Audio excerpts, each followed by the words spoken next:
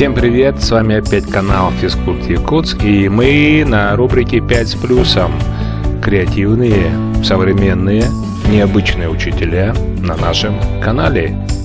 Добрый день, учитель УБЖ школы номер 30 города Якутска, Яныгин Владимир Геннадьевич. Леня.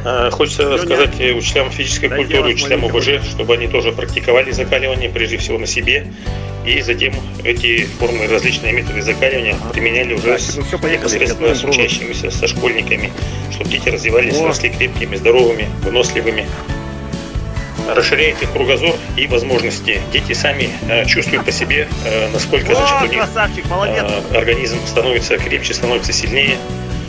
И это их очень сильно подбадривает, потому что они видят, что все-таки, оказывается, можно с холодом дружить, можно любить холодную воду и не заболевать при этом.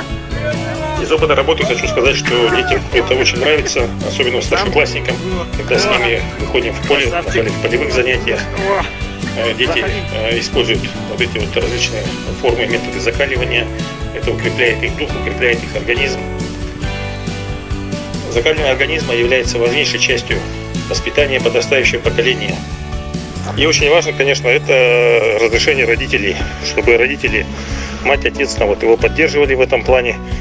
И только тогда пробовать закаливаться.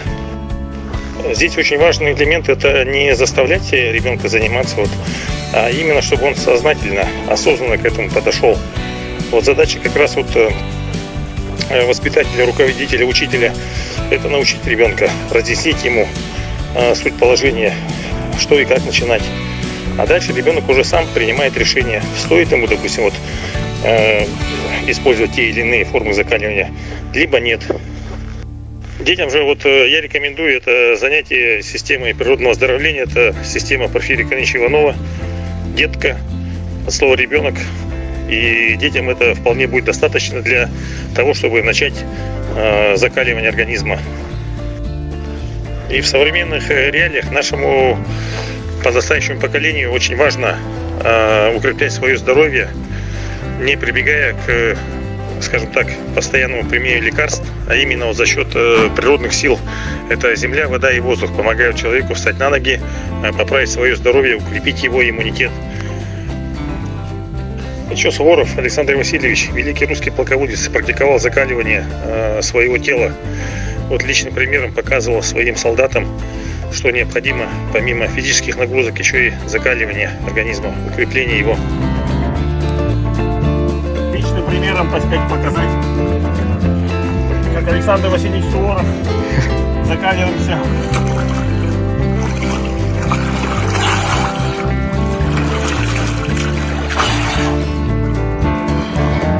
Ой, хорошо, да?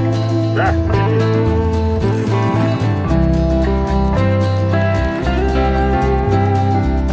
Помещение, вход, все прекрасно. Я думаю, я просто сейчас, не знаю, просто в клуб превращусь, не знаю, в ведущий. Но оказалось намного проще. Весеннее окунание, это просто очень приятно. Доволен остался? Доволен. Артем, как у тебя впечатление? Все отлично, в принципе. Всегда было такие же ощущения. Сейчас особо не поменялось, намного легче как-то стало. Все. То есть закаляйтесь, и все будет. И будьте здоровы. Леня, как у тебя впечатление, ощущения? Дополнительно слова Артема, да, все замечательно, легче стало.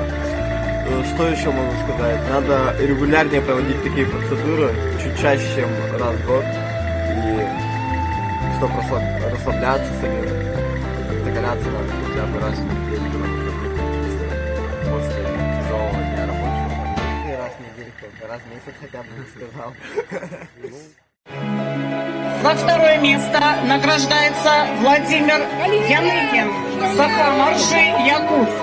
Вот такие у нас моржи. А на сегодня все. Творческие, креативные, учителя физкультуры, ОБЖ. Наш канал для вас. Расскажите о себе, и все будут знать, что вы один из лучших. Всем привет!